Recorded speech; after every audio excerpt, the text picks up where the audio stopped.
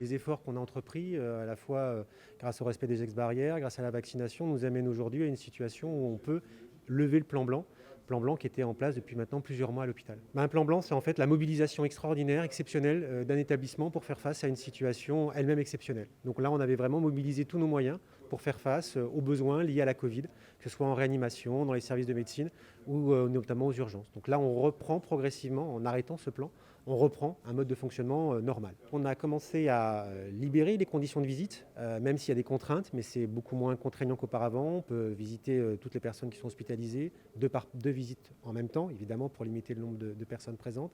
On a aussi ouvert les visites dans les EHPAD, ce qui était un point très important. Et puis en termes d'activité, ça veut dire que progressivement, on reprend l'ensemble de nos activités, tous les services sont ouverts, toutes les consultations externes sont ouvertes, et on connaît encore aujourd'hui des contraintes sur les activités liées au bloc opératoire, chirurgical ou diagnostic.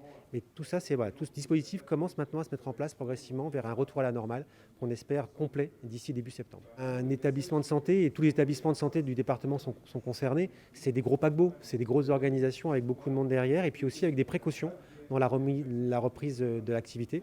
Donc aujourd'hui, c'est un point de départ vers une remise en fonctionnement normal, mais qui va prendre encore 2 ou 3 mois, notamment pour des raisons de personnel, encore occupés, notamment en réanimation. On a encore plus de lits de réanimation que d'habitude.